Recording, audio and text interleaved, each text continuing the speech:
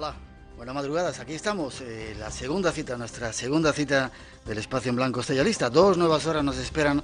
A partir de ahora, un espacio en blanco se abre listo para llenarse de misterios y de respuestas. Nuestro destino es el lugar donde nos escuchas y salimos desde aquí, desde Radio Nacional de España, en Málaga. Un placer para todos nosotros estar aquí juntos. José Rafael Gómez, nuestro invitado aquí en Málaga, a saludarle. Buenas noches. Un placer que estés con nosotros. Buenas noches, el placer es mío que hayáis venido aquí a mi ciudad a hacer este programa, claro que sí. Os lo debíamos a mucha gente venir aquí, pero a ti porque desde hace un tiempo, se lo digo a nuestros oyentes, él nos ha invitado a primero a bucear. Hay unas extrañas muestras redondas por aquí, por Málaga, y nos ha invitado a bucear. Y en segundo lugar, cosa que si podemos haremos mañana, si Dios quiere, a ver delfines. Eso espero. Vamos a ver si nos acompaña Poseidón. Hay suerte y los vemos. Ojalá. Dentro de un ratito será. Déjame que te presente. Instructor de buceo, investigador, escritor, patrón de yate, una persona interesada por el mar. ¿Por qué y desde cuándo? Pues yo creo que desde pequeño, desde mi infancia, viviendo en Málaga, tenemos muy cerca el mar y entonces desde pequeño, ¿no? Siempre me atrajo el ver lo que había debajo de esa superficie azul. Y claro, con el tiempo y más recientemente he descubierto que hay secretos verdaderamente asombrosos, ¿no? Quizá hay que ponerse los ojos para verlos, ¿no? Mucha Sí. gente no llevamos los ojos para verlo y no... Sí, es verdad. Hay biólogos, ¿no? Que, por ejemplo, si vamos a hablar esta noche de delfines, que ya verás como hay posturas más escépticas y más frías respecto de ellos. Pero son opiniones minoritarias dentro de lo que es la biología, ¿no? Luego lo veremos. ¿Has visto muchos delfines? Sí, he tenido suerte de verlo porque estamos aquí en orillas del mar de Alborán, que es riquísimo en especies de cetáceos. Aquí pasan prácticamente de todo, desde cachalotes hasta orcas, calderones. Tenemos un mar muy rico a ese nivel de cetáceos. De hecho, vienen a estudiarlos aquí a este mar de Alborán nuestro. Sí, estamos muy cerca del estrecho de Gibraltar, evidentemente. Claro. Yo contaba que algunas veces que he atravesado en barco el estrecho, yo nunca había visto orcas. Y de repente iba en el barco, miré hacia abajo y había un grupo de orcas ahí al lado. Tremendo, ¿no? Sí, las orcas son delfines, es una especie de delfín. Y estamos en zona donde hay colonias de orcas estables y que sí, el estrecho es una de ellas, en la zona de Tarifa, el estrecho, y luego la parte ya que da un poquito hacia África, bajando por el Atlántico, hay colonias cada vez más numerosas de orcas, por suerte. Qué curioso. Con ese señor súper interesante vamos a hablar esta noche de misterios del mar. ¿Y hay tiburones blancos en el Mediterráneo? Claro que los hay. El tiburón blanco de mayor tamaño que jamás haya pescado el hombre ha sido pescado en la isla de Malta en el año 87. No me digas. Y midió 7 metros 10 centímetros. No me digas. No hace falta irse hay gente que va de viaje a Sudáfrica a buscarlos y en realidad los tenemos aquí, están a nuestro lado. Supongo que muy profundos andarán. Imagínate que te estás bañando aquí, como en la película Tiburón. Toda esa gente que está en las playas ahora bañándose. Bueno, este hombre que lo pescó muy cerquita de la isla, de la costa de la isla, pero en realidad tenemos un tiburón blanco que no está acostumbrado. Yo creo que por el tipo de animal del que se nutre. Por ejemplo, sí, en Sudáfrica o en California existen colonias de leones marinos de las cuales se alimentan los tiburones blancos. Aquí en el Mediterráneo no existe este tipo de colonia desde hace bastantes miles de años, con lo cual los patrones de alimentación que tienen estos tiburones, estas colonias de tiburones blancos que hay en el Mediterráneo, no están basadas en los leones marinos, en las focas. Y cuando se han producido ataques al ser humano, desde mi punto de vista y desde el punto de vista de muchos zoólogos, es por confusión, muchas veces por confusión. Cuando ven la silueta de un surfista desde abajo, las aletas, las tablas, pues son confundidos a veces con focas, con leones marinos, y por eso se produce el ataque. Al no existir ese tipo de fauna, ¿no?, de focas, leones marinos en nuestro Mediterráneo, por desgracia, pues no hay ataques, prácticamente no hay historias de ataques en nuestro mar. ¿Y has visto tiburones buceando aquí en el Mediterráneo? No, aquí en el Mediterráneo los hay, eso es seguro, pero buceando no. Son tiburones que están muy alejados de las costas y que tienen más miedo de nosotros que nosotros de ellos. Ya. Hay que verlos, para verlos hay que, como tú sabes, hay que irse a mares tropicales y además suelen ser inversiones que te cuestan más, son más costosas que las habituales. Hoy día es un negocio turístico, sí. Con este señor, ya veréis, vamos a aprender, sobre todo vais a escuchar cosas que estamos seguros que no habéis oído en ningún otro sitio Y tras esa introducción, se me olvida deciros la bienvenida a la gente en el Facebook, cada día más gente ahí, si queréis dejar algo en el muro, si queréis preguntar algo, espacioenblanco@rtvs es nuestro email, y si nos escucháis en el podcast, votarnos. Detrás de esa introducción seguimos, os llevamos de viaje al mar esta noche. Hay mucho, ya veis, para contaros acerca de los delfines. Empezamos, si te parece. No sé por dónde, porque tantas cosas. Surgen hace 15 millones de años. Más de 15 millones. Los delfines, como los vemos hoy día, están ahí desde hace 15 millones de años. O sea, debe ser de los animales más antiguos, seres más antiguos del planeta. No me gusta llamarles animales. No, hay tortugas, hay reptiles que son más antiguos. Los tiburones son, por ejemplo, muchísimo más antiguos. ¿Sí? Los tiburones, las propias cucarachas, ¿sí? Son insectos, ¿no? Prácticamente no han cambiado evolutivamente desde hace cientos de millones de años. Los delfines sí son mamíferos como nosotros. Hace 65 millones de años, cuando desaparecieron los dinosaurios, esta especie, este tipo de animal que entonces era prácticamente inadvertido, ¿no? Muy residual, que eran los mamíferos pequeñitos, empezaron a proliferar, y de ahí una rama se dedicó a alimentarse en las costas, ¿no? En las costas del océano. Y poco a poco, como hemos oído en el corte, pues se han ido adaptando a alimentarse de estos alimentos marinos y haciéndose cada vez más especializados a través de adaptaciones evolutivas, ¿no? Y con el tiempo, el paso del tiempo, o sea, los cambios en las especies los produce el paso del tiempo y la selección que descubrió Darwin, ¿no? Sí. Y esto es lo que hizo, pues, que de aquellos pequeños mamíferos que tenían aspectos similares o parecidos a lo que sería una comadreja hoy día, pues se fueron adaptando poco a poco, se hicieron anfibios primero, es decir, animales que vivían tanto en el agua al modo como las nutrias hoy día, ¿no? Y poco a poco aguantaban mejor la respiración durante más tiempo, se fueron cambiando, ¿no? Su morfología, hasta prácticamente ser animales plenamente marinos, y luego hace 15 millones de años ya ser como son hoy día. Ya, no te he dicho ni he dicho a nuestros oyentes que tenía muchas ganas de hacer un programa sobre los delfines, porque para mí son seres muy especiales. Y esto que estamos escuchando de fondo es el sonido auténtico de los delfines. Vamos a escuchar un poquito más alto.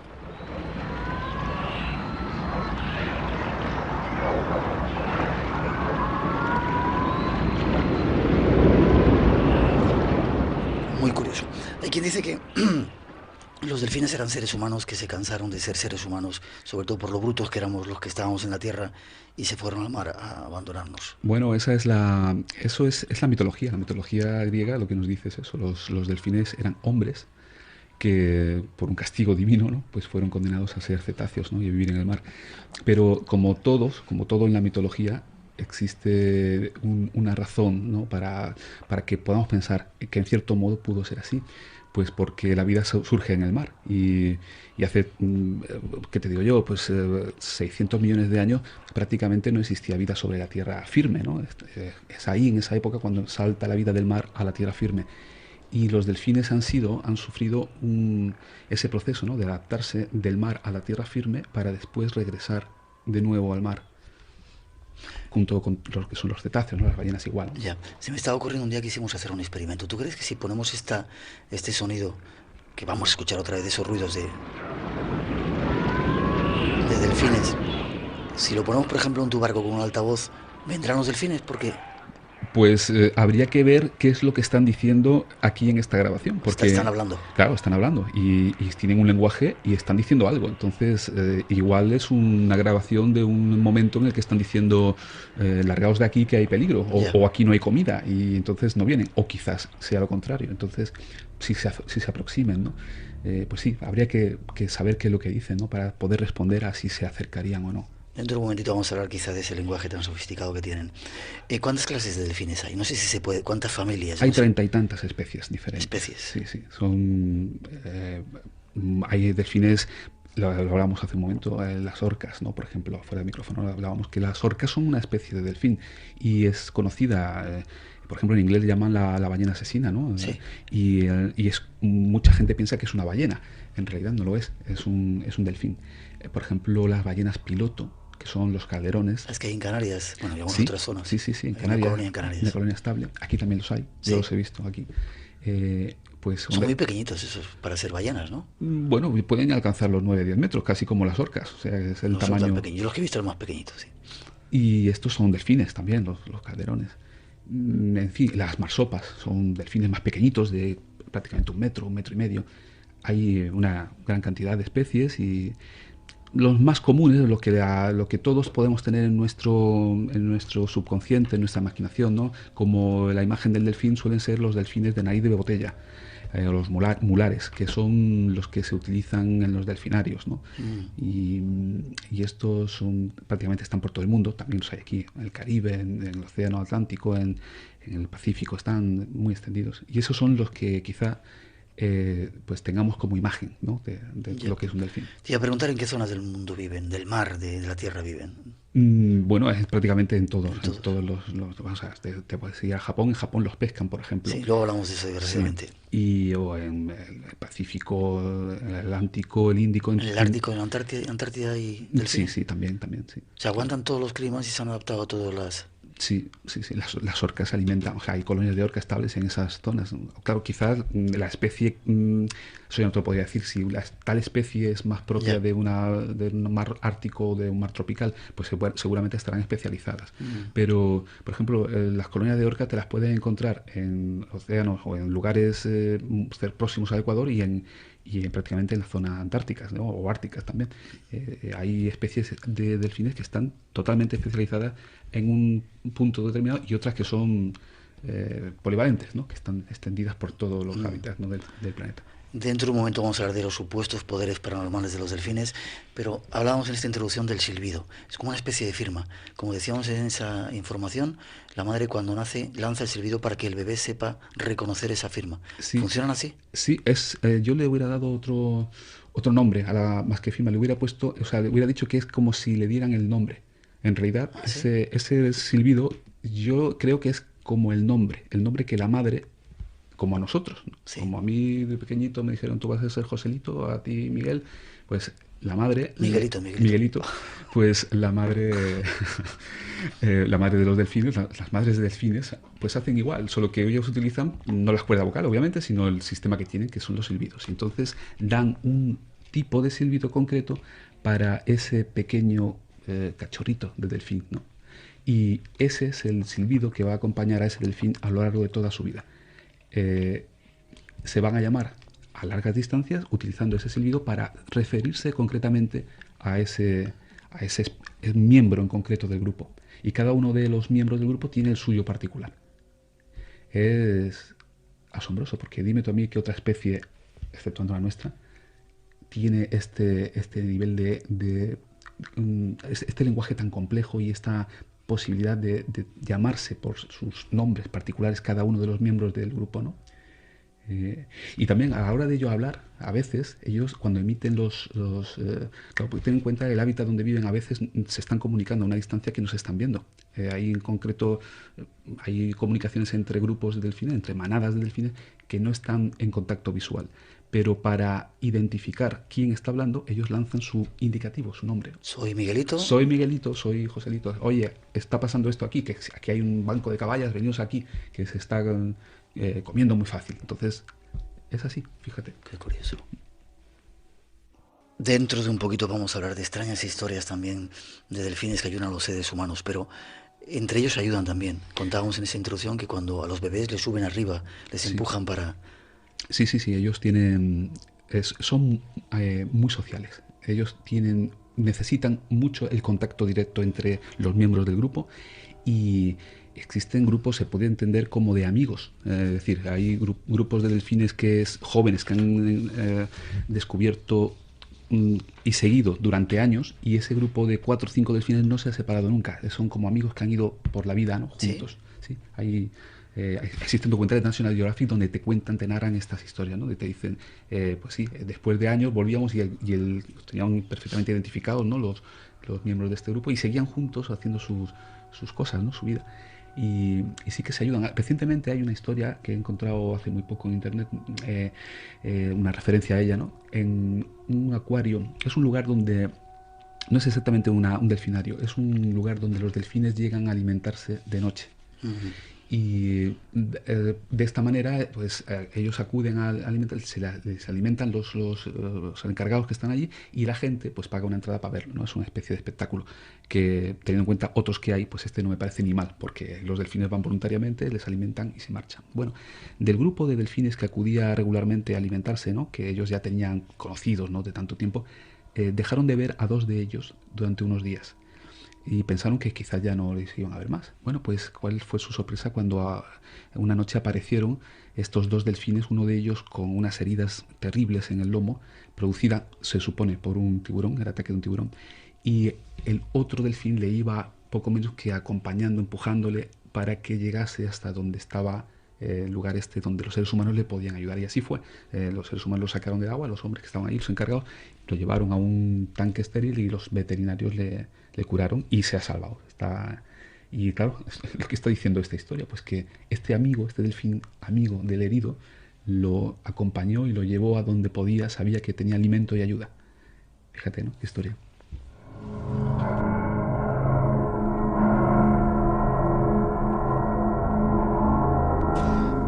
Luego os contaremos también, de hecho tenemos una información hace poco tiempo, parece que los delfines no son tan buenos como este señor nos los presenta, de vez en cuando se enfadan y dan leña, pero hablaremos dentro un poquito de ellos. Más conductas curiosas de los delfines. Tienen relaciones sexuales entre ellos, no necesariamente por procreación. Exacto, tienen relaciones sexuales por placer, y es de las pocas especies que tienen este tipo de relación sexual. Lo hacen, es una forma lúdica para ellos, ¿no? El sexo.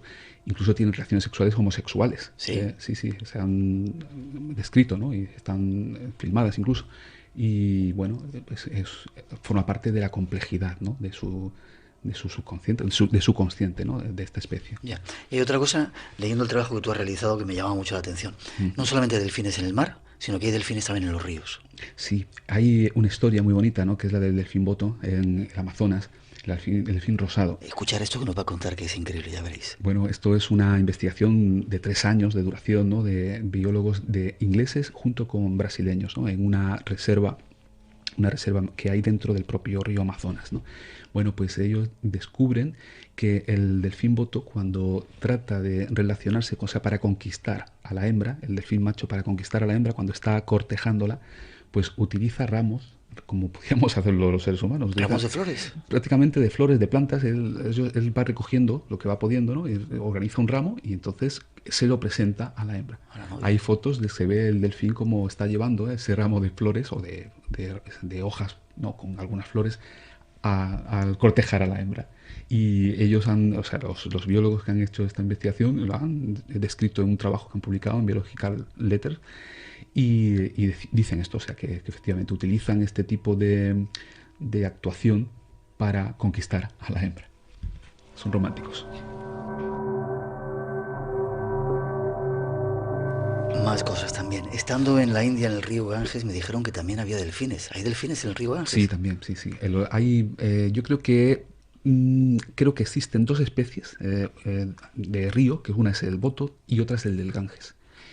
No tengo ahora mismo constancia de que haya en otro lugar. Puede que lo hubiera, pero vamos, los que yo conozco son los del Ganges y los del Amazonas. Que en el Ganges también hay tiburones, que eso es otra historia. ¿Sí? También. ¿También existen ataques a los pobres hindúes que están en orillas del Ganges, en algunas zonas del Ganges, por tiburones toro.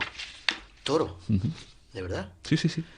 Te cuento una cosa, le cuento a nuestros oyentes. Yo una vez estuve allí, no suelo contar mis historias en el programa, pero bueno, yo quería bañarme en el río Ganges y alquilé una barquita. No me atreví a bañarme en la orilla porque está absolutamente sucio, contaminado, y dejé un poquito más al centro, ¿no? Y el barquero que me llevaba, cuando vio mis intenciones, yo quería tirarme. Me decía que no te tires, que es peligroso. Me decía que había antes que haber ido a un templo, el templo de oro, para hacer no sé qué ceremonia. Yo no le hice caso y me tiré. Cuando estaba en el agua, vi un pez tan grande que en mi vida he visto, más grande que la barca. Y me contaban que había ciertos peces que estaban acostumbrados evidentemente a comer cadáveres, porque allí es donde los tiraban, y que era peligroso porque te podían comer, sí, morderte. Sí. No me contaban nada de los tiburones. Igual ni lo saben. O sea, ellos que están allí, pues los tiburones toro no se les ve. O sea, que ellos entran desde el mar y son de los pocos, los tiburones toro son de los pocos que pueden pasar del agua salada al agua dulce. Agua dulce. ¿Sí? Y se adentran bastantes kilómetros río arriba y hay ataques seguros, documentados en el Ganges de tiburones toro. ¿Los has visto alguna vez buceando? Sí, he tenido la suerte de verlos en México, en Playa del Carmen. Yo en Colombia una vez, qué susto nos dimos con ellos.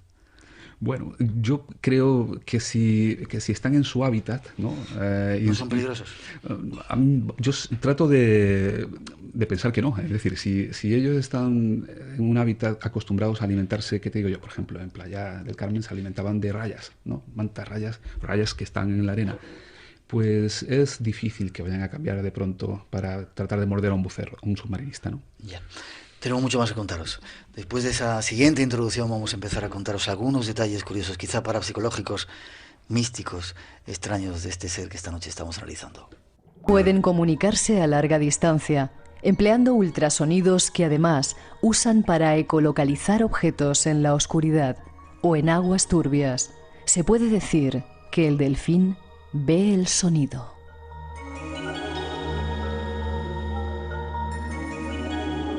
El cerebro humano solo es capaz de captar 20 o 30 señales por segundo, pero el delfín puede distinguir hasta 700.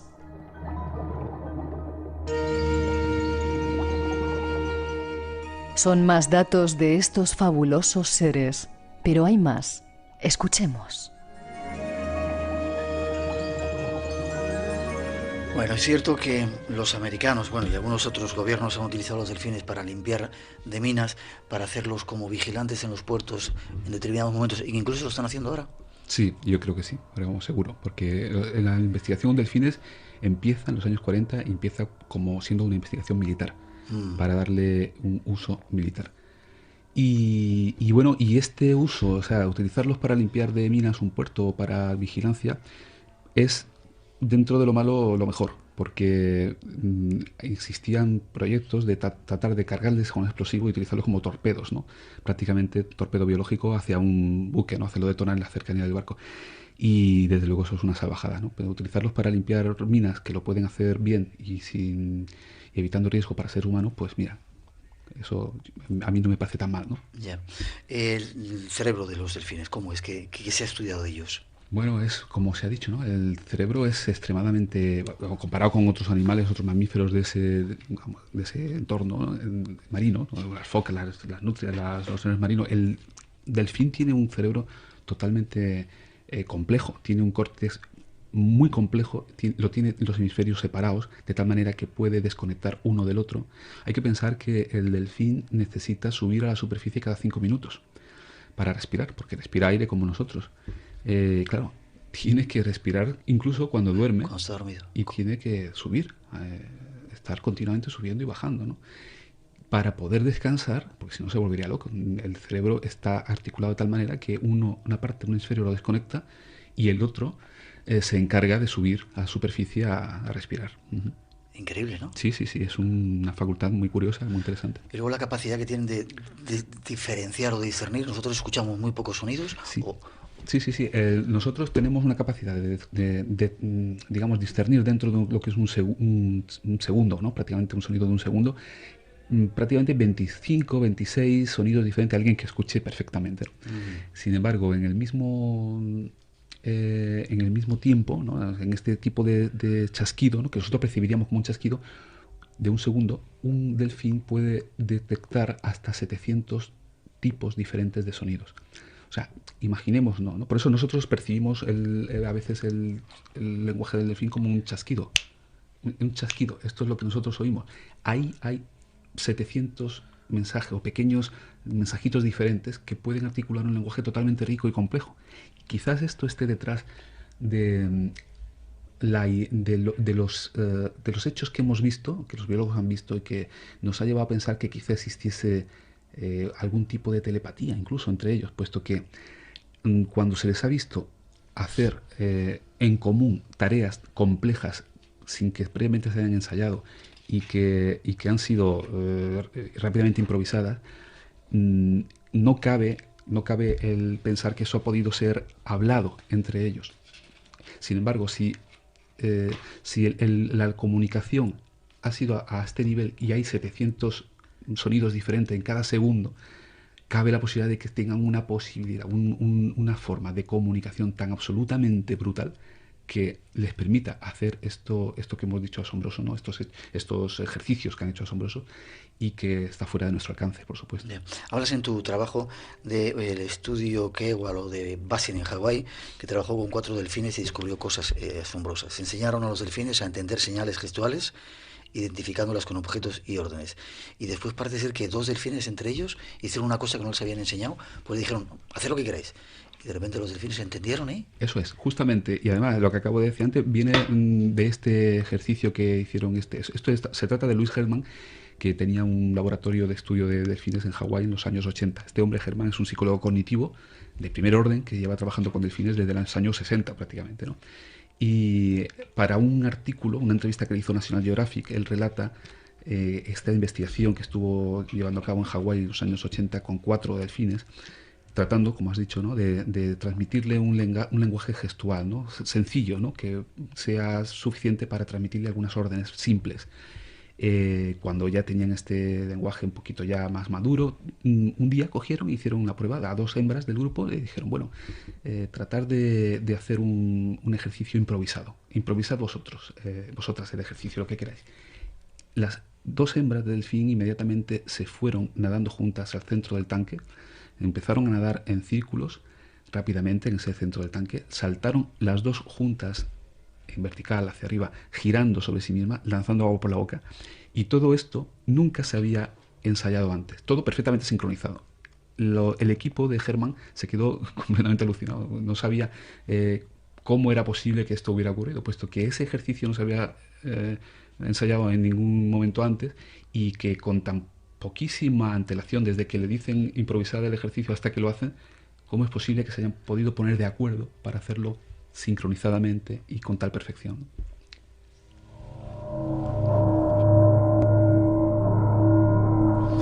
Más cosas todavía. Hay algunos grupos humanos que parece ser que colaboran con delfines, pescan con delfines. Sí, esto es muy curioso porque existen algunos lugares de nuestro planeta donde el ser humano utiliza o se ayuda, es ayudado por delfines a la hora de pescar, ¿no? Hay un lugar en Santa Catarina, al sur del Brasil, donde los pescadores de la localidad pues se van a la playa, observan el mar y cuando ven los delfines ahí en lontananza, preparan las redes, se introducen en el agua hasta la cintura, extienden las redes a modo como si fuese pues una red de tenis, por decir así. Sí. Los delfines desde la alta mar van acercándose, van llevando los cardúmenes a modo de rebaños, los van conduciendo hasta esa playa donde los hombres simplemente tienen que cerrar la red y sacan unas capturas asombrosas, ¿no? Y esto es gracias a la actuación de los delfines. Esto es una actividad ancestral ahí. Y no es el único lugar. En Mauritania, Jacques Cousteau, famoso Jacques Cousteau, tiene filmado en localidades... Exacto, en localidades de la costa occidental, ¿no? De la costa atlántica mauritana, este tipo de actividad. Pero ahí es más curioso porque tú... Lo he visto, sí, he estado varias veces. Y es poner los pelos de punta, ¿sabes? Claro. ¿Cómo hablan los pescadores de los delfines? Claro. Para ellos son seres divinos.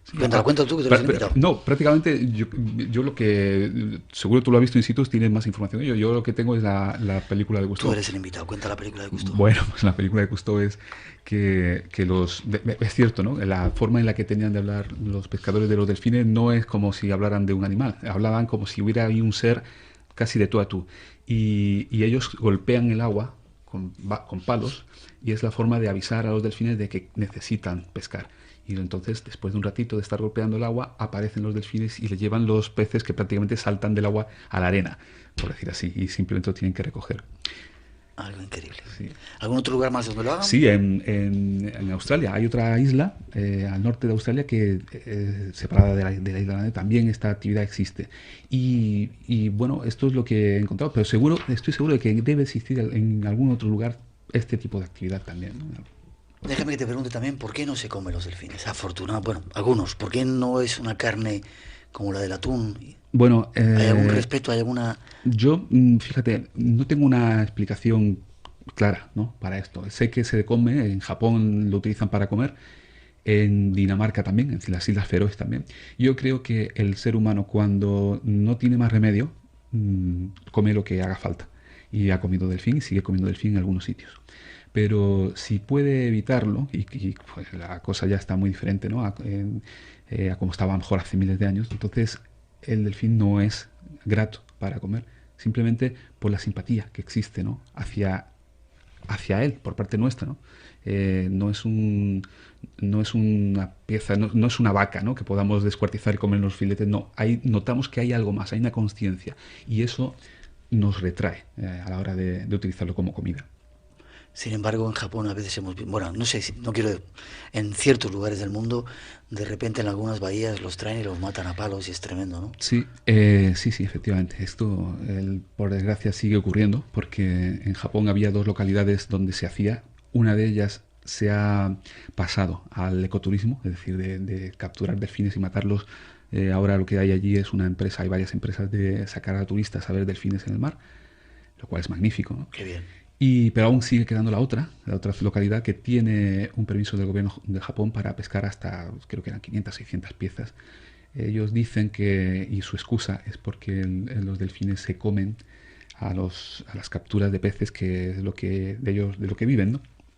Están equivocados, puesto que lo que hace daño realmente a las capturas de peces es la explotación brutal de la pesca, la sobreexplotación de recursos pesqueros que hacemos los humanos, utilizando a veces satélites, avionetas y pescando indiscriminadamente sin dejar que dé tiempo a que las especies se regeneren, ¿no? Espacio en Blanco. Madrugada del viernes al sábado y del sábado al domingo, de 2 a 4, en Radio Nacional de España.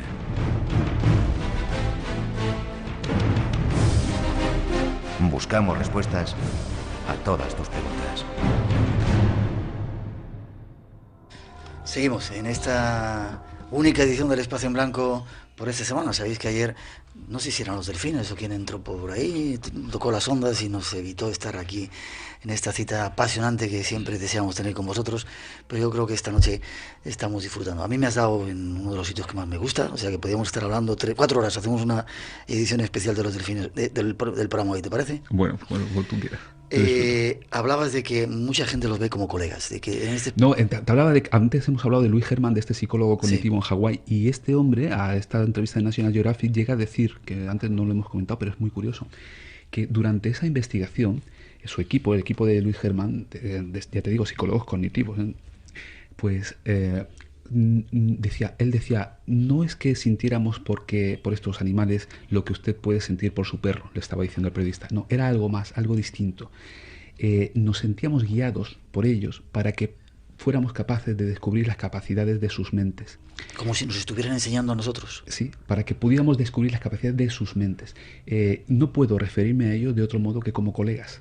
Fíjate que diga esto un psicólogo cognitivo, ¿no? Sí, yo creo que la gente que minusvalora, ¿no? Y habla de los delfines más como alejado de esto que estamos comentando hoy, es porque no los conoce bien. Cuando tú hablas con gente que conoce y que ha trabajado íntimamente con delfines, te das cuenta del respeto que sienten por ello y de lo asombroso que están, ¿no? Asombrados que están, ¿no? Ajá. Terapias con delfines. Antes de eso, hay quien dice que los delfines son muy buenos. Escucha esto. Al principio parecía solo un juego. El delfín Gaspar comenzaba sus maniobras de acercamiento a esta pequeña embarcación de remeros cuando la situación comenzó a adquirir tintes peligrosos. Fueron momentos de tensión que derivaron en un cuerpo a cuerpo contra el equipo grovense. Nos dio un golpe en el costado, tiró al patrón dentro del barco. El gran susto se contagió también entre los espectadores. Entre gritos les pedían que levantasen los remos para defenderse. Impresionaban sus 400 kilos de peso. La preocupación que tiene yo es que en cualquier momento que la embarcación, el batel, volcase y que a lo mejor que cayese algún deportista al agua, ¿no? Afortunadamente todo quedó en una anécdota. El saldo, un competidor golpeado por un palazo malogrado y un remo roto. Arrancó el remo del batel y en ese momento ya rompió la pala.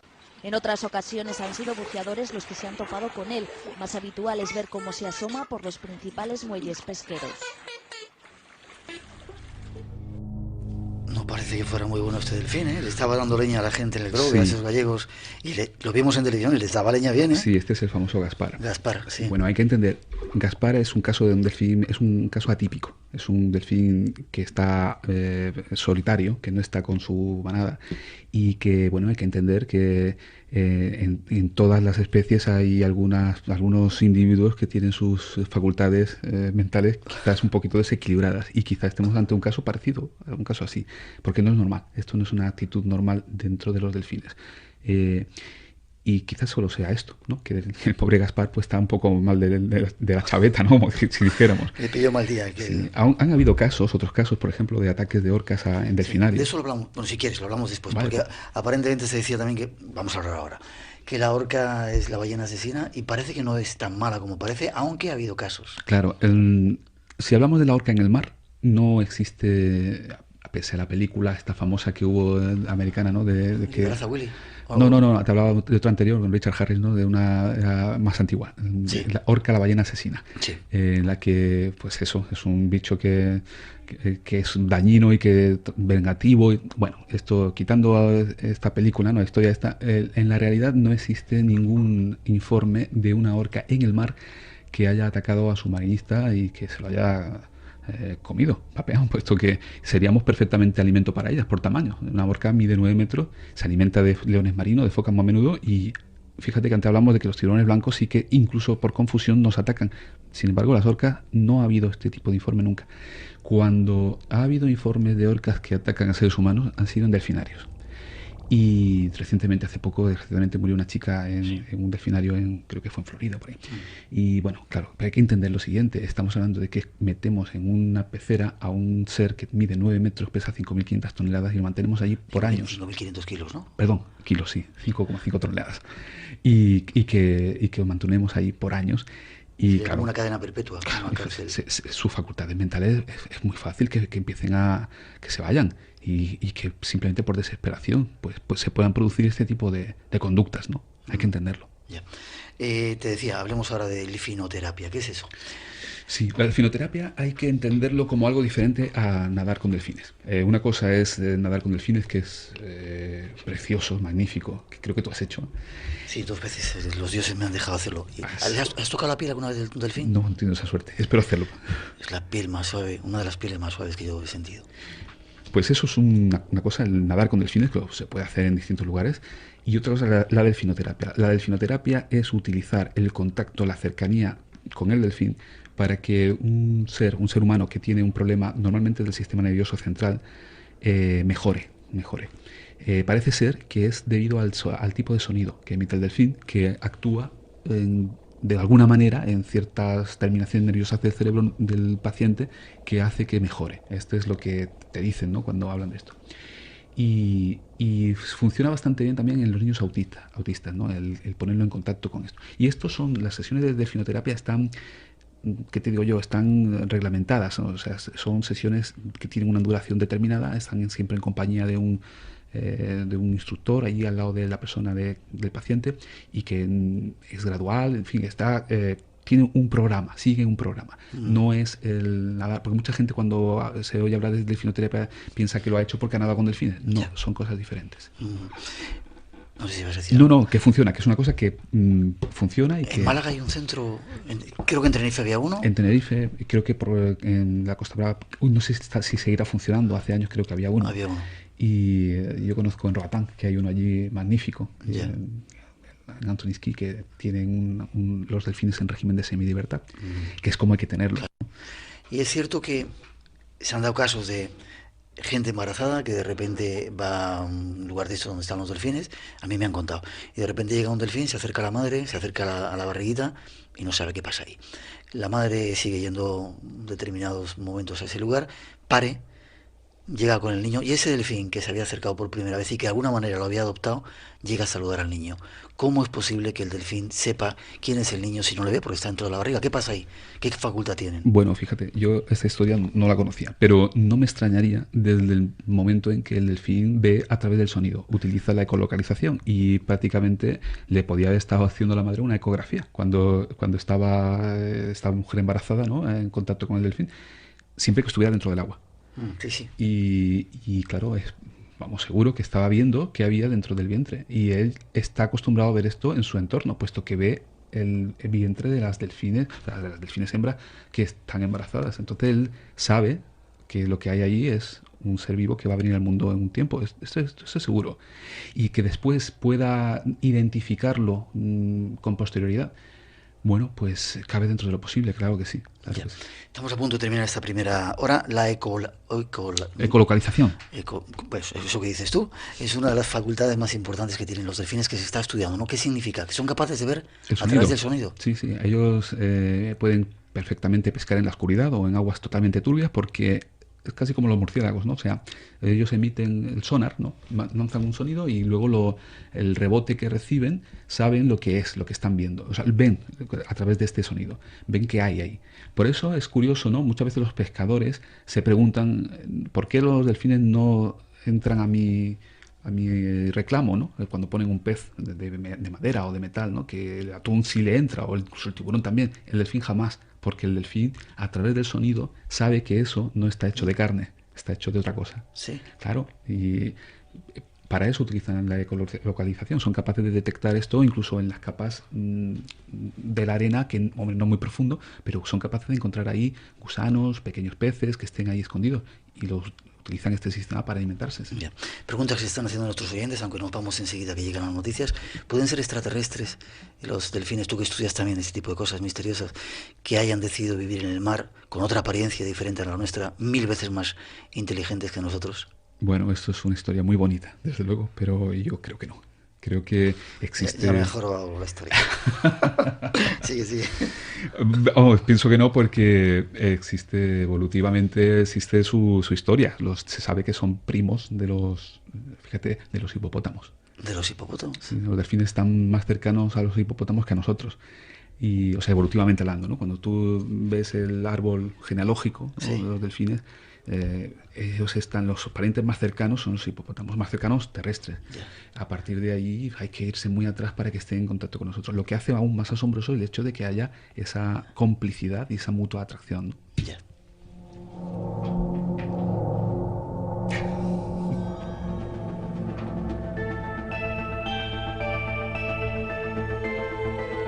Una mínima pausa, toda prisa. Llegan las noticias de las 3, las 2 en las Islas Canarias. Hacemos unos cuantos minutitos para daros toda la actualidad y después os vamos a hablar de ayudas de estos delfines.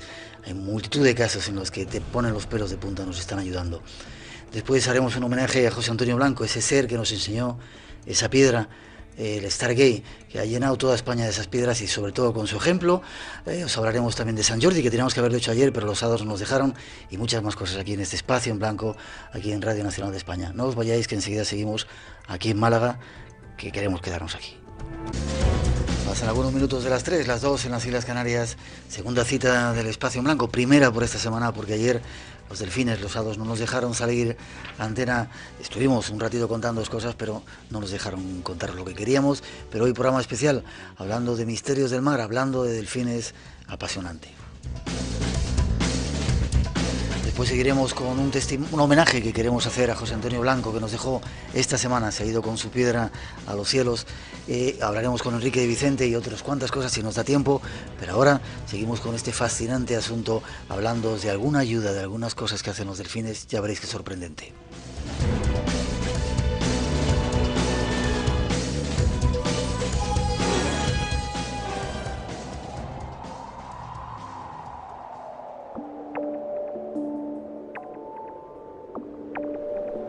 Todos conocemos historias asombrosas en las que los delfines ayudan a los seres humanos. Hay muchos ejemplos en la historia. Escuchad algunos de los más recientes. El 24 de noviembre del 2004, la agencia Europa Press se hacía eco de una noticia difundida por la BBC. 3 socorristas neozelandeses y la hija adolescente de uno de ellos habían sido salvados del ataque de un tiburón blanco de 3 metros de longitud, gracias a media docena de delfines que nadaron apretadamente en círculo alrededor de los socorristas durante más de 40 minutos, haciendo de barrera entre ellos y el tiburón.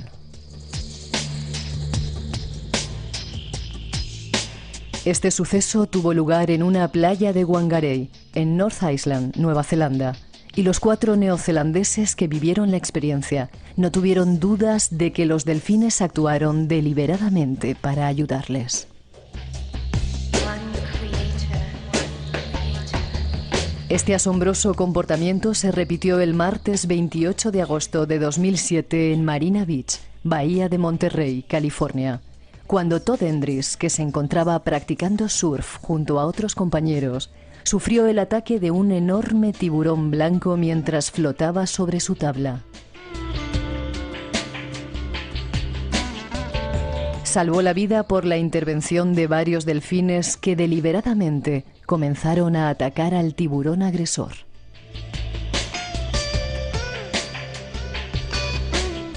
Hay muchos más casos, experiencias insólitas que se viven en todos los mares de nuestro planeta. Nuestro invitado nos cuenta. En estos últimos minutos me gustaría, José Rafael o Joselito, ¿cómo te llamo? Bueno, José Rafael. Ya Joselito queda atrás. Fuera, claro, hace años. Eso es mi madre. Vale. A mí me puedes llamar Miguelito si quieres, ¿eh? Sí, Porque joder, eso es porque tienes menos complejos que yo, seguro. Trato. Historias de delfines. Ha habido muchos casos en los que parece ser que los delfines han ayudado a los seres humanos, ¿no? Desde muy antiguo. Pues sí, esto es la mitología ya nos habla de ello, y nos dice, por ejemplo, Aarón de Lesbos. Es una historia, existe representaciones en monedas antiguas del año 480 a.C. en Siracusa, donde aparece un joven cabalgando sobre delfines.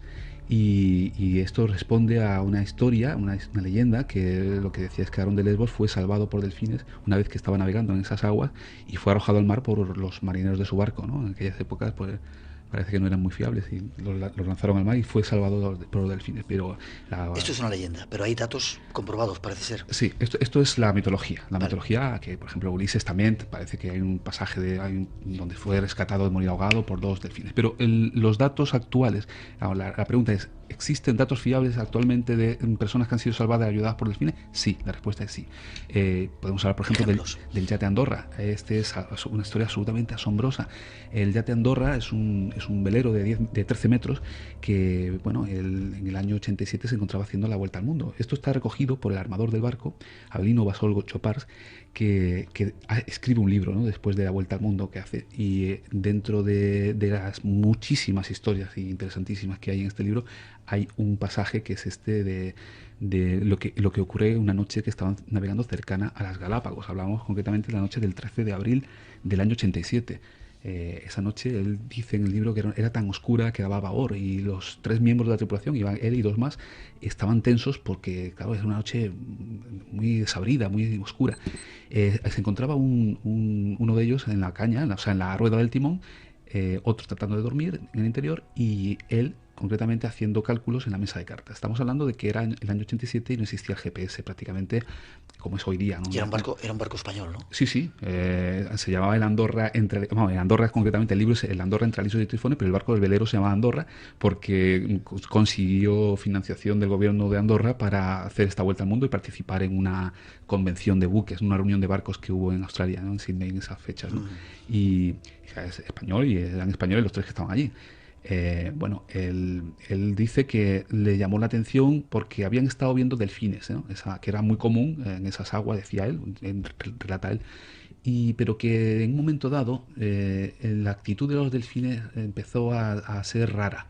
Era de noche, ellos habían hecho un cálculo en la carta, te decía que no existía el GPS entonces como una herramienta común que es hoy día, entonces los cálculos de navegación se hacían al modo antiguo, ¿no?, tomando alturas de las estrellas, del sol, situando el barco de esa manera en la carta y después haciendo el cálculo para pasar. Ellos habían hecho el cálculo para pasar a 10 millas de la isla Tower, ¿no?, o de Genovesa, que es como le llaman los españoles, la isla Genovesa, y dejarla por estribor a esas 10 millas, ¿no? O sea que es un resguardo suficiente.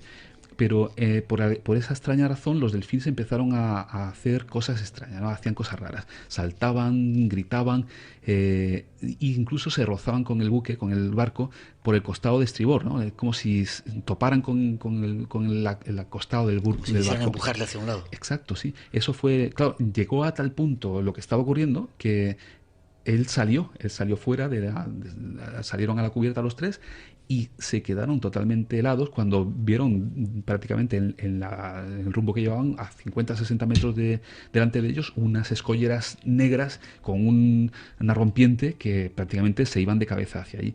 Y bueno, rápidamente se fueron, actuaron sobre las velas, cambiaron de bordo y escaparon del peligro. Y lo que dice es que los delfines a partir de ese momento siguieron acompañándoles un rato más, pero ya no topaban con el barco, ya no gritaban, ya no hacían lo que estaban haciendo antes. Es decir, les estaban avisando de que estaban llegando a una zona peligrosa, una zona de rocas donde podían...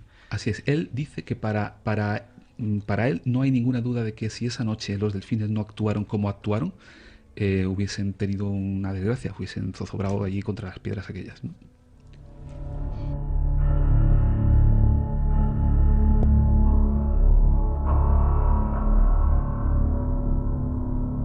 Más casos. Hay un caso que también relatas en este trabajo, luego me vas a contar otro, de Elián, el balsero cubano. El balserito, sí. Sabes que está considerado como el Eguá para los santeros cubanos, como si fuera lo sabes, una deidad salvada de las aguas. ¿Pero qué pasó con la historia de este niño? Pues bueno, todos lo recordamos, ¿no? Prácticamente, aún está en nuestra memoria, ¿no? Cuando esta historia tan dramática salieron este grupo de personas, ¿no? de Cuba, prácticamente en una balsa, ¿no? Iba la madre, iba el padrastro del niño, el propio niño Elián, y en total eran como 14-15 personas, ¿no? Bueno, el problema fue que, la desgracia fue que zozobró, que esta balsa se deshizo y prácticamente murieron ahogados todos, excepto el niño, que quedó sujeto, agarrado. Yo creo que la madre lo puso allí a una balsa, ¿no? Es a una cámara de camión, ¿no? Prácticamente. Una rueda, o sea, esto sí, que se infla, las ¿no? Cámaras. Esas cámaras. Y ahí estuvo él aguantando, pues se hizo el cálculo entonces de 50 horas, o sea que son varios días.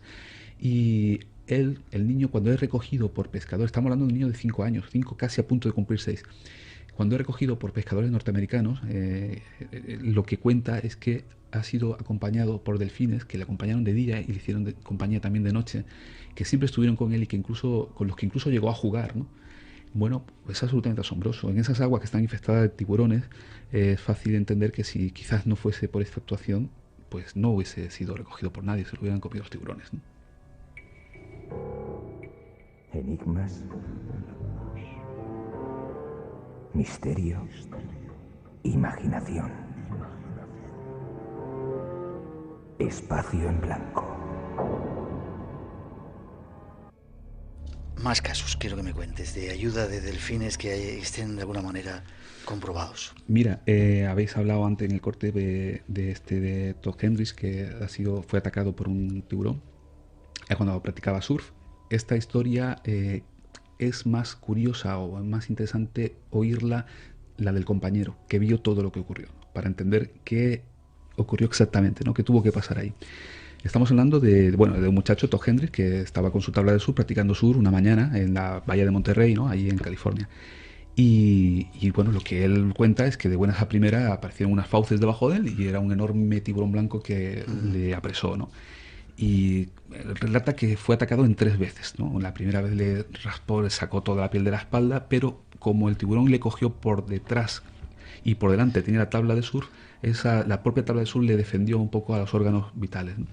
Y que después prácticamente el tiburón le soltó después del tercer ataque, ¿no? Y que fueron muy seguidos, y que él pudo subirse a la tabla y continuar, coger una ola y llevar hasta la orilla.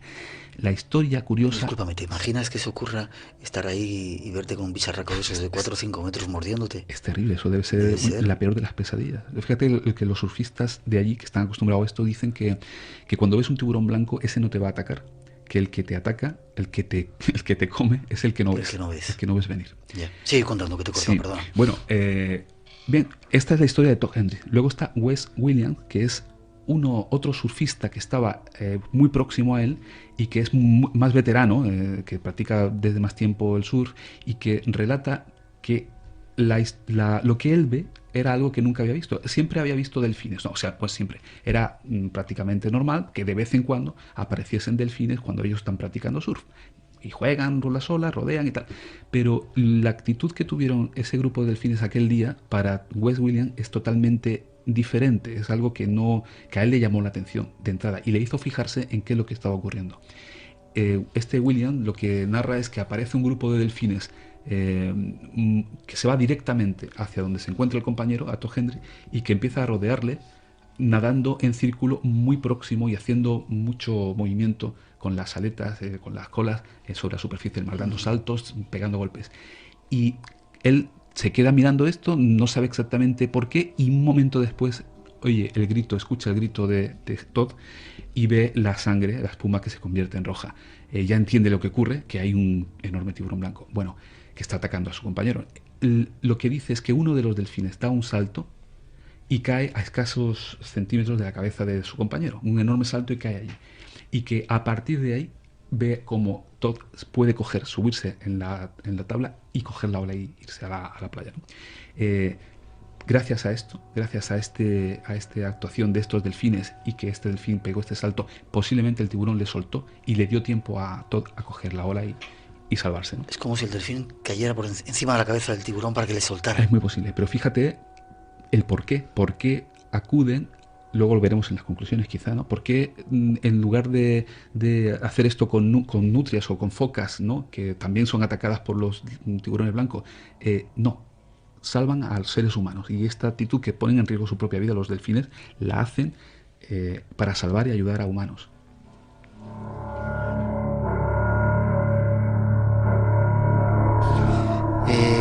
Teníamos otra cosa ahí preparada, pero como nos apasiona el tema, seguimos hablando de delfines, ¿te parece? Como quieras. Más casos que se hayan dado.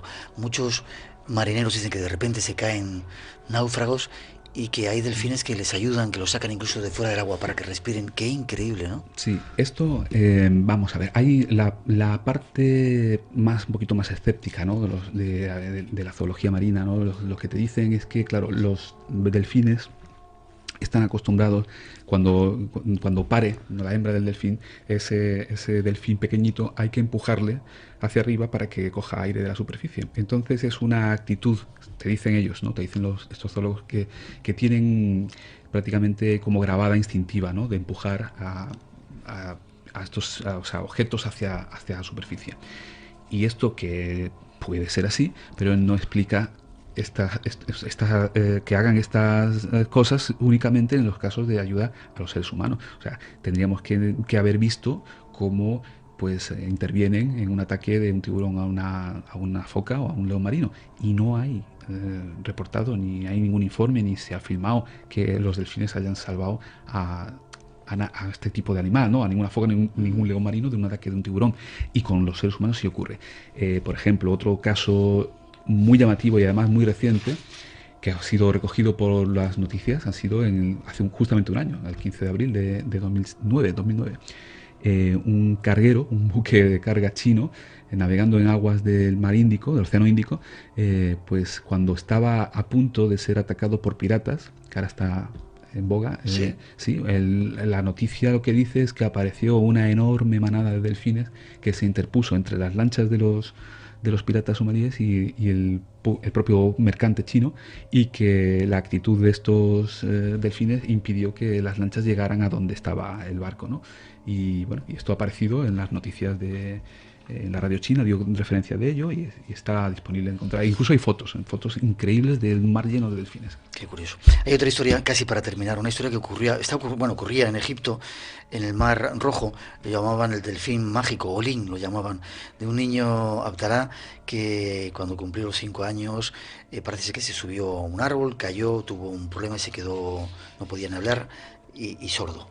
Un día iba navegando con su padre por el Mar Rojo y de repente vio un objeto plateado que estaba debajo, y era una delfina.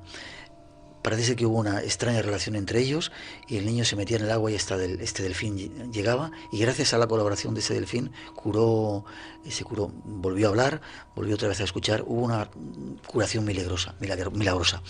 Casi a punto de terminar. ¿Pueden tener poderes especiales los delfines mágicos? Evidentemente hemos visto que su cerebro es más desarrollado.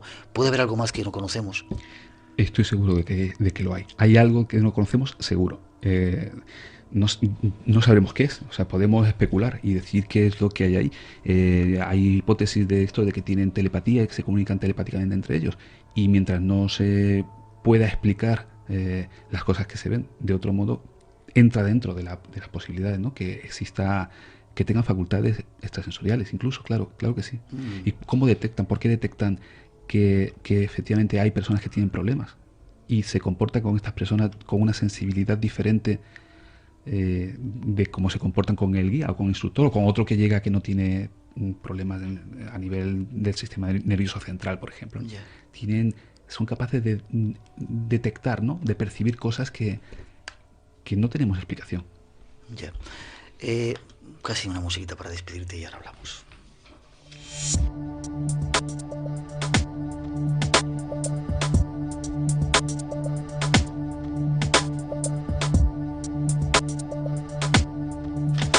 Hemos hablado de delfines, nos quedan los tiburones. ¿Son tan malos como dicen? ¿Qué va? No son tan malos, en fin, son naturales, son miembros de la naturaleza, ellos lo que hacen es alimentarse. Lo que no hay que hacer es, en fin, ponerse en un lugar donde están alimentándose, ¿no? Yeah. Los accidentes que ha habido, normalmente, el famoso tiburón blanco que Spielberg demonizó con la película y todo esto, pues ahora fíjate, hay una película que está a punto de estrenarse o debe estar ya en los cines, en el océano, que donde han filmado, se han metido al lado de tiburones blancos y han estado junto a ellos. Claro, esto lo hacen después de haber alimentado al animal, en fin, con unas determinadas condiciones, pero que malicia no hay en ellos. Eso de que hay un tiburón que recurrentemente no abandona una playa y que ahí va cargándose gente, esto es cosa de película. La realidad no es así. Y no, en mi opinión, en absoluto son tan malos, ¿no? Ya. Quizá tengamos que hacer un capítulo sobre ellos, ¿no? Estás trabajando con ese asunto, ¿no? Sí, hay un trabajo por ahí. Espero que salga pronto y que podamos hablar del megalodón y de cosas muy interesantes y asombrosas que hay sobre ello. Vale. Atentos los que estáis cerca del mar, sobre todo en el Mediterráneo. Hay tiburones blancos también por aquí. Sí, los hay, sí. Hay que mirar para abajo por si acaso. No. Hay que, fíjate tú, el Mediterráneo, con la cantidad de gente que hay haciendo surf, submarinismo, navegando, y que no hay, prácticamente, hay muy pocos reportes o informes de ataque de tiburón. No, puedes bañarte en alta mar con toda tranquilidad, que no hay problema. José Rafael Gómez, un placer. El placer es mío también. ¿Nos vas a llevar mañana a ver tiburones? Perdón. Delfines. Bueno, prefiero ver delfines que tiburones en este momento. Delfines, sí, claro que se llama. Hay unas condiciones que espero que haya posibilidad de verlos, sí. Un placer. Si la gente quiere ponerse en contacto contigo, preguntarte cosas, alguna... Bueno, pues fíjate, estoy en Facebook, o sea que me pueden buscar en Facebook, José Rafael Gómez. Ahí tengo una página en Facebook y también tengo mi página web, joserafaelgomez.com, donde está este artículo y hay otros también ahí puestos. Echar un vistazo, que es interesante. Gracias, porque has tocado uno de los temas que a mí más me apasionan, los de los delfines, con un montón de cosas que yo incluso desconocía, seguramente nuestros oyentes. Te lo agradezco. Bueno, el placer ha sido mío y estaba encantado. Te seguimos viendo en Málaga, ¿vale? Gracias.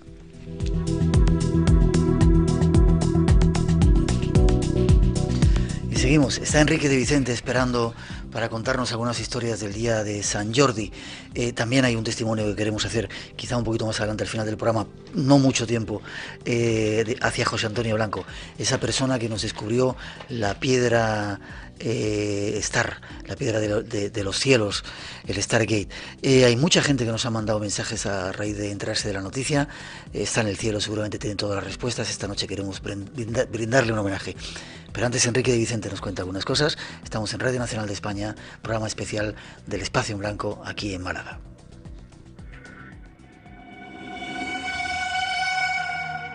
Abre tus sentidos. Un nuevo universo de respuestas te espera. Espacio en Blanco, en Radio Nacional de España, con Miguel Blanco. El misterio continúa.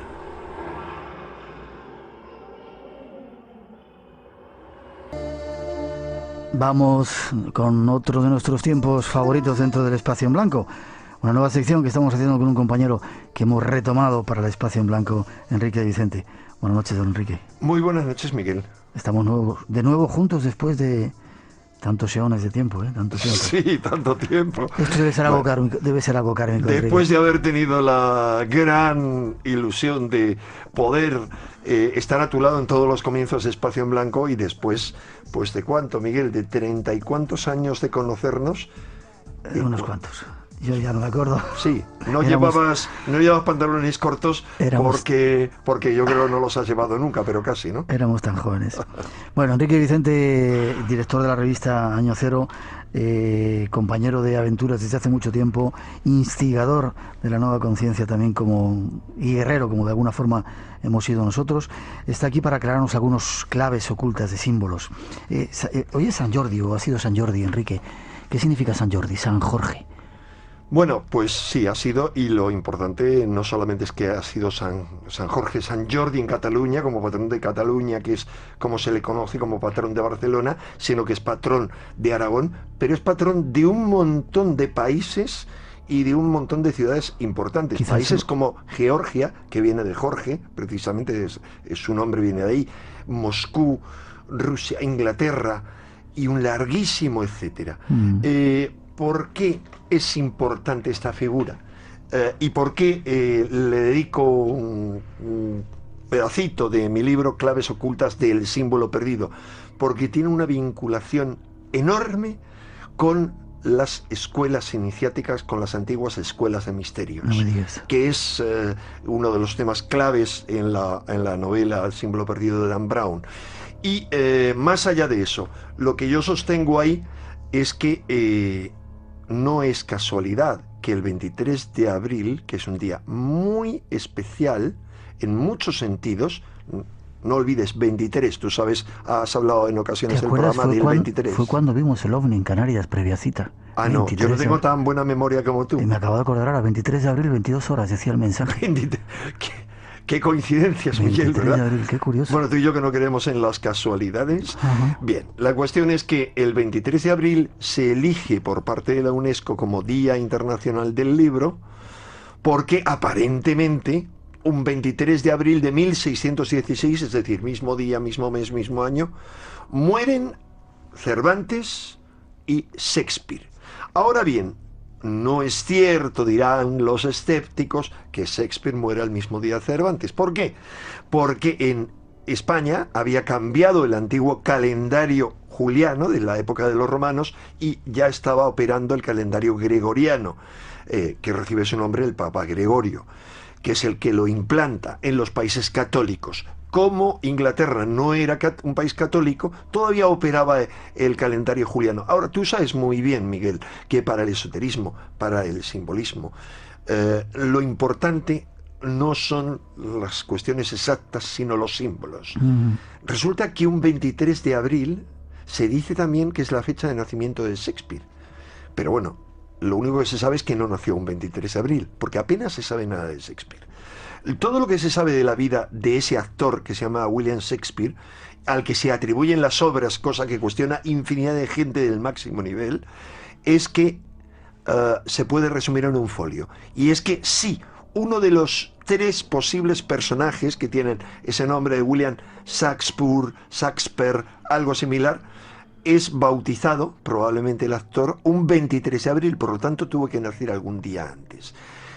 Y además muere ese actor William Shakespeare como muchas otras personas que le rodean y que pertenecen a una de las más poderosas sociedades secretas y más influyentes sociedades secretas de todos los tiempos, muere de forma extraña, misteriosa, sospechosa.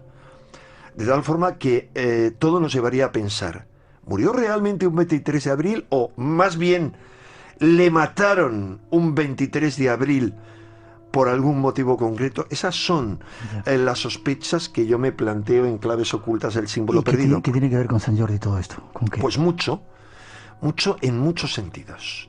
Luego podemos analizar por qué Sant Jordi y por qué en Sant Jordi se regala un libro y una rosa. Pero si quieres no nos adelantamos a los acontecimientos. El libro y la rosa tienen todo que ver con esta temática.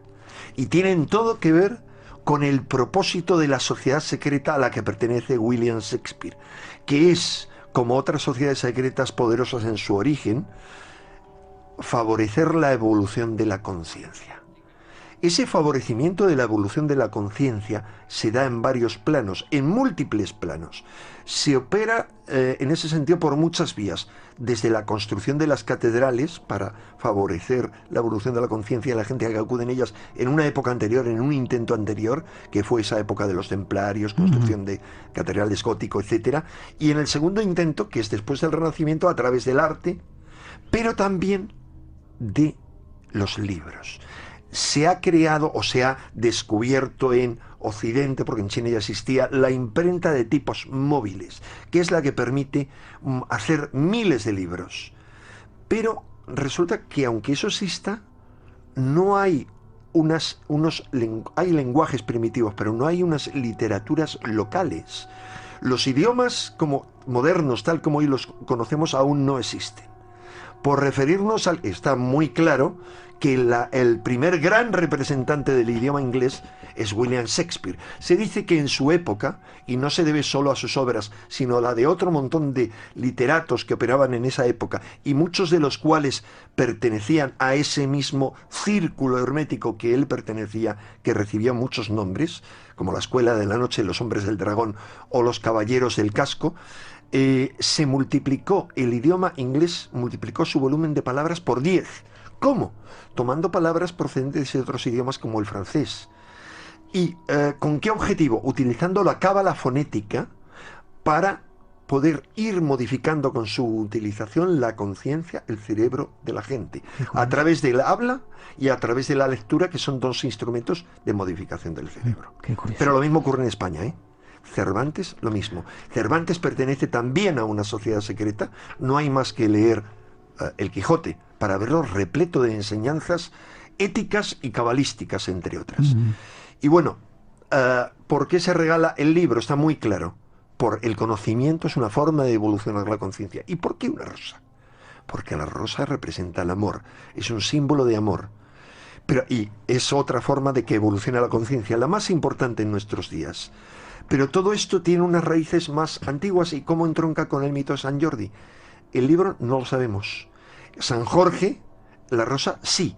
Porque la leyenda tradicional de San Jorge, bueno, si miras la Wikipedia o cualquier sitio vas a encontrar que se dice que era, aunque no hay ni una sola evidencia histórica, un soldado romano que era cristiano en secreto, y que cuando Diocleciano ordenó la persecución de los cristianos allá por el año 300 y poco, él los defendió. Se cuentan todo tipo de historias y finalmente lo mató. Bueno, pero la imagen que tenemos de San Jorge en todo el mundo, ¿cuál es? Un caballero armado luchando contra un dragón y defendiendo una princesa. Ese es el origen.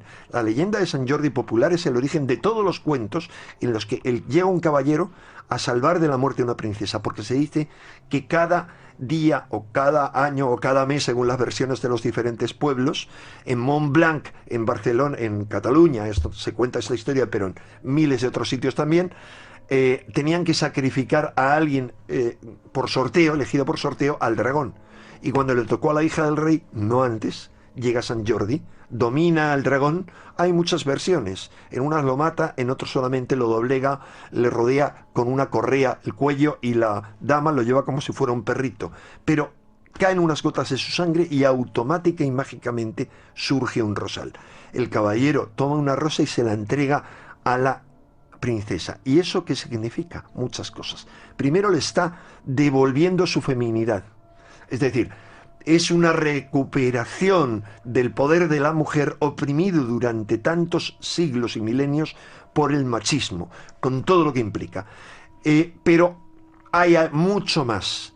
La rosa no solamente es el símbolo del movimiento Rosacruz, que está íntimamente ligado a esa sociedad secreta dirigida por Francis Bacon, de la que podemos hablar extensamente otro día, de la que forma parte Shakespeare y toda la gente que trabajó en su obra, sino que anteriormente era el símbolo de toda una serie de familias elegidas. Cuando digo elegidas, es que tienen que ver con el simbolismo de un grado de la masonería, lo que se llaman caballeros élus Cohen, elegidos Cohen. ¿Qué es un Cohen? Es un sacerdote del templo de Salomón. Los Cohen, de ahí viene un apellido como el de Emma Cohen, viene de ahí, u otros similares, o el famoso cantante Cohen. ¿Y qué tiene que ver esto y qué familias son? Pues son familias tan importantes que aparecen con una rosa como los Trencadel, los condes de la Provenza que defienden a los cátaros, y vemos a Raymond Trencadel con una rosa en su pecho, o vemos posteriormente la guerra de las dos rosas entre las dos dinastías que se pelean por la corona de Inglaterra, una rosa roja hacia arriba y una rosa blanca invertida. Finalmente ganan los de la rosa roja a la casa de York. No olvides que una de las dos ramas de la masonería es la masonería de York. Las dos rosas se fusionan en la rosa de los 10 pétalos de los Tudor.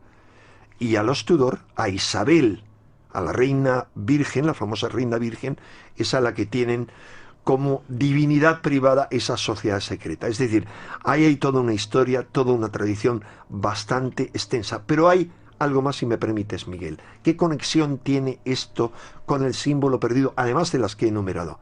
Otra importantísima, que no recogí en el libro porque era un exceso de datos, y es, cualquiera que haya leído la novela sabe que algo muy importante es la aparición de una mano, habla de ello Javier Sierra en el prólogo de mi libro Claves ocultas del símbolo perdido, una mano cercenada, con unos símbolos. Esa es la mano de los misterios, pero es más conocida como la mano de Sabacius. ¿Quién era Sabacius? Sabacius era un dios frigio, que fue retomado por los romanos, pero que tenía su principal centro de culto en Anatolia, es decir, en Turquía. ¿Y cómo era una representación importante de Sabacius? Como un dios montado en un caballo y dominando a un dragón. Es decir, a eso se debe, ese Sabacius se reconvierte en San Jorge, y por eso en el siglo III ya se adora a San Jorge en Capadocia. Pero además, ¿por qué se le adora, como tú has visto muchas veces, tanto en Egipto? ¿Por qué en el Cairo y en todas las iglesias coptas hay más imágenes de San Jorge casi que de la Virgen, y por supuesto que de Jesús? Porque para ellos San Jorge es el dios Horus, o los Sensu-Hor. Cuando tú has visitado, y lo hemos hecho en alguna ocasión juntos, el templo de Edfu, el templo de Horus, ahí están el templo de Horus en Edfu, ves cómo están con un arpón o una lanza dominando a los reptiles.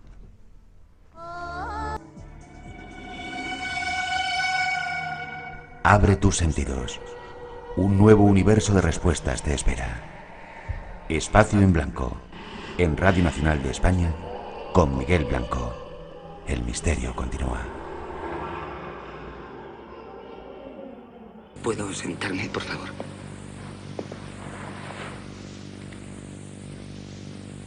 Tengo tantas preguntas que hacerle que no sé por dónde empezar. ¿Hay algo que pueda hacer por usted? Déjele marchar. No puedo. De verdad, no puedo. Lo siento. Se supone que debe reunirse con alguien, ¿no es cierto? Sí. Usted no lo entiende. Se le acaba el tiempo, por favor. ¿Por qué aquí? ¿Por qué el cráter? ¿La gente de su mundo estuvo aquí en el pasado? En el pasado, sí. Nos interesa vuestra especie. Usted es, digamos, un antropólogo. ¿Por eso ha venido aquí? ¿Para investigarnos? Sois una rara especie. No como otras. Te sorprendería saber las muchas que existen, inteligentes pero salvajes. ¿Quieres que te diga lo que me parece maravilloso de tu especie? Sale lo mejor que lleváis dentro cuando peor están las cosas. Déjele que se vaya, por favor. Kansas. ¿De dónde exactamente? No te lo puedo decir porque no lo sé, no he estado allí, pero viene de la zona de Arkansas. Pero es curioso porque han estado gente allí buscando en Estados Unidos y no la conocen. Ya. Tú entras en internet y no hay nada. ¿Cómo, por qué y para qué? Yo aún lo estoy descubriendo. Cuanto más la conozco, sí te puedo asegurar, sin miedo a que me tomen por loco, porque eso ya hace muchos años ya que paso yo de esas historias, de que a veces he pensado que esta piedra parece que tiene mente propia, conciencia propia, porque sabe y te capta tus frecuencias o tus intenciones. Como tú no te dejes o no te abras, ella no se mueve ni te toca un pelo. Déjame que siga un poquito. Es negra, no sé cómo se podía definir geológicamente la piedra, morfológicamente. Vamos a ver, geológicamente yo en una semana ¿qué composición o tiene? 15 días te podré dar dos o tres estudios, porque hay dos universidades en Asturias que la van a estudiar. Me van a decir, porque tiene un metal, ¿te has fijado esas chispitas que tiene doradas? Sí. Yo las he mirado con una lupa de estas de aumento, de 20 aumentos, se ve un metal dorado, pero yo no sé si, o sea, no me atrevo a decirte si es pirita, lo que es. Entonces, esos estudios de esas universidades, y luego hay otra en Lérida que también va a hacer un estudio. Ya. Entonces sí te podré llamar y decir, oye Miguel, me han dicho que tiene esto y esto. Ya. Las piedras negras, sabes que tienen, en el transcurso de la historia, ha habido varias leyendas o varias cosas relacionadas con las piedras negras. Porque de hecho el color negro es un color que es negra porque absorbe todo lo que capta, percibe, atrae toda la luz. Y entonces siempre ha tenido de hecho hay muchas historias relacionadas con piedras negras. La cava. Sí, la cava, por ejemplo, que está en una de las esquinas de la Meca, que fue robada, luego se troceó y todo eso, que si se lo dieron Abraham, los ángeles, sí, una serie de historias, pero hay más tradiciones de que si los monjes tibetanos, hay una serie de leyendas de piedras que tienen que ver con las rocas negras. Esta no sé, yo no puedo decirte a ciencia cierta porque lo desconozco, por eso la van a analizar, si es un aerolito, porque meteorito sabes que tiene que ser de metal para denominarlo meteorito. Cuando es una roca, como en este caso, aunque lleva metal, sería un aerolito. Cuando es una mezcla de metal y roca, entonces lleva otro nombre, pero se asemeja más de seres, digamos, fuera del planeta, que eso es lo que yo más o menos saco esa conclusión, es de que es un meteorito o un aerolito, llamémoslo como queramos, que cayó en la Tierra no sé cuántos cientos o miles de años, que ha estado ahí quieto, pues como hablábamos antes de los cristales de Lemuria, los cuarzos que usaban en la Atlántida, cosas de esas, y ha estado ahí esperando a ser necesaria y útil. Y ahora que llegamos a una recta final, pero no de que se acabe esto, que eso es otra cosa que está muy mal entendida, sino una transformación, pues nos viene como herramienta, no como algo mágico que por llevarla no, la magia la tienes tú, ella es una herramienta. Antes de que veamos las propiedades de la piedra y cómo utilizarla, ¿no sabes si se encuentra en mitad del campo, una mina? No, está bajo agua, en un lago o en un río, pero está bajo agua. Sí. Sí, porque la persona que yo se las he comprado tuvo que comprar un equipo especial para poder meterse en el agua, porque claro, el agua está bastante fría, y más o menos por esa zona de Arkansas suele haber pues está varios parques nacionales, lagos, sí. Little Rock, hay lagos, hay zonas geológicamente muy eso. Lleva también a veces pirita calcita, lleva una serie de cristales y de eso, pues que ya ahora cuando lo estudien ya te podré decir, oye Miguel, tiene esto y esto, y es perfectamente terráquea o terrena, cosa que a mí me da igual que sea de un sitio o de otro. Lo que sí yo he notado, he experimentado, y mucha gente igual que yo, que si yo estoy zumbado somos unos cuantos, o sea, por lo menos ya no estamos solos, de que han notado cosas similares. Entonces yo soy bastante, no escéptico ni demasiado cerebral, pero no me dejo llevar a la primera de cambio, ni incluso por mi mente, porque sabes que una de las cosas que más nos engaña es nuestra propia mente, ¿cierto? Nuestro propio ego. Entonces, si lo que yo pienso, tú me cuentas una percepción o que tú captas una cosa similar, otra persona y lo mismo, coincidimos varias personas que no nos conocemos, que no nos hemos condicionado, porque de hecho todos los que me escribieron cuando salió otra vez, yo les mandé su trozo de piedra y no les dije nada, digo, toma, úsala y la semana que viene me llamas o te llamo y entonces te digo qué puedes esperar de la piedra o qué puede hacer la piedra. ¿Y por qué no me lo dices ahora? Digo, precisamente para no condicionarte. Ya, déjame que te pregunte, una vez que tienes la piedra, ¿cómo se utiliza este tipo de piedra? ¿Qué haces con ella? En muchos de los casos, yo cuando me la has dado no quería tocarla. Tú dices, sin embargo, que es bueno que la toques. Sí. ¿No se carga con la energía de los demás? ¿Cómo se trabaja? ¿Cómo se...? Es más, tú ya viste que la tuya estaba pues como más sí, apagada, ¿no? Gris. Sí. Está como quien dice en stand-by. a medida que la vayas tocando, que la vayas utilizando, vayas meditando, percibiendo, canalizando la energía tuya a través de ella, se irá poniendo negra y cuanto más se use, más fuerza coge. Por ejemplo, si tú se la pones a alguien que tenga un dolor en un brazo, en un hombro, pues es muy factible, porque yo lo he visto muchas veces, que se quite el dolor o de estómago. Hay que decir que esta piedra no cura enfermedades, equilibra enfermos.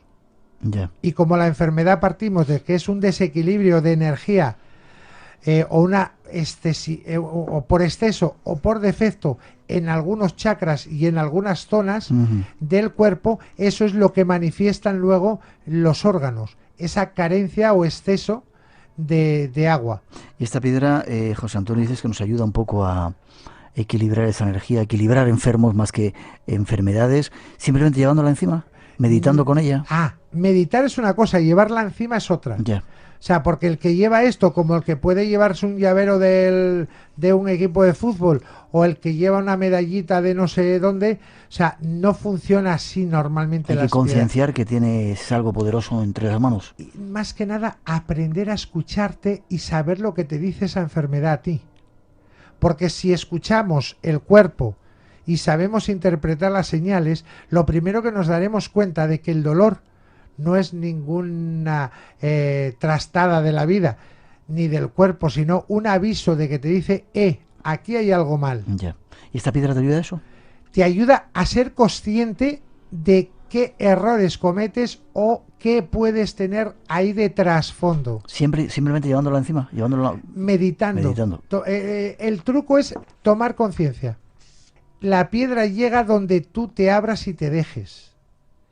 Porque volvemos a lo mismo, la enfermedad no está ahí puesta por ningún ser extraño, está puesta por nuestro inconsciente. Entonces, si podemos pulir y limpiar y evacuar esas energías, podremos llegar a mejorar y a corregir muchas cosas que llamamos enfermedades. Ya. Terminamos. ¿Qué tengo que hacer con ella?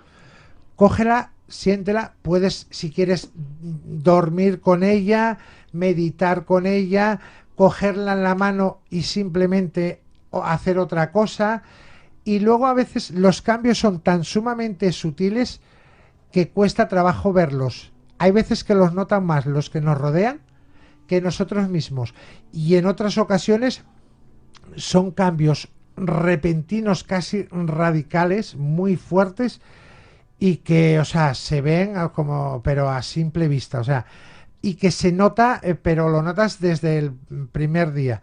Depende de lo que tú te abras y de, digamos, las cortapisas o las reticencias que tengas a abrirte.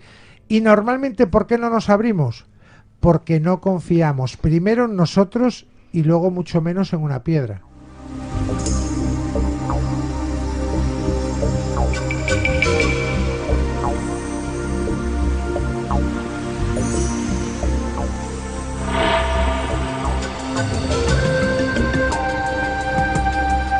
Esta sintonía, la música de Creer es Crear, que han creado específicamente para nosotros, para el programa Chicho Sarmiento, despedimos a José Antonio Blanco. Nos dejó para viajar hacia ese destino de su piedra favorita, hacia el cielo.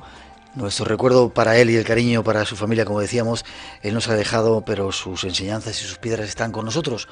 Piedras con las que están pasando muchas cosas curiosas. Hay gente que dice que se les ha movido, estoy mirando ahora a la persona, la ha dejado en un sitio y de repente la encuentra en otro. Sabemos que hay mucha gente de vosotros le pedisteis piedras a José Antonio, contarnos alguna de vuestras experiencias, ¿vale?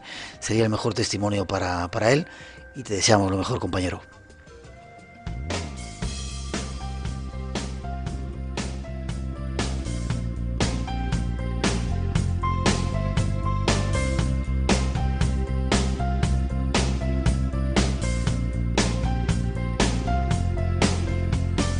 Y por hoy nos vamos, será tan solo un ratito.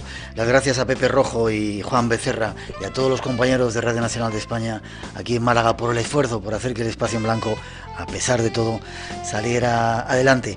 Dentro de 2 semanas estamos en Egipto, programa especial desde Giza, desde las pirámides, contándonos algunos misterios de esta sociedad increíble. Y en 3 semanas, atentos, en 3 semanas volvemos aquí a Málaga. Vamos a vivir la noche en blanco aquí en un museo, el Museo Interactivo de la Música. Os lo contaremos todos porque hay muy pocas plazas y si queréis venir a vernos, que también va a ser increíble, tendréis que daros prisa.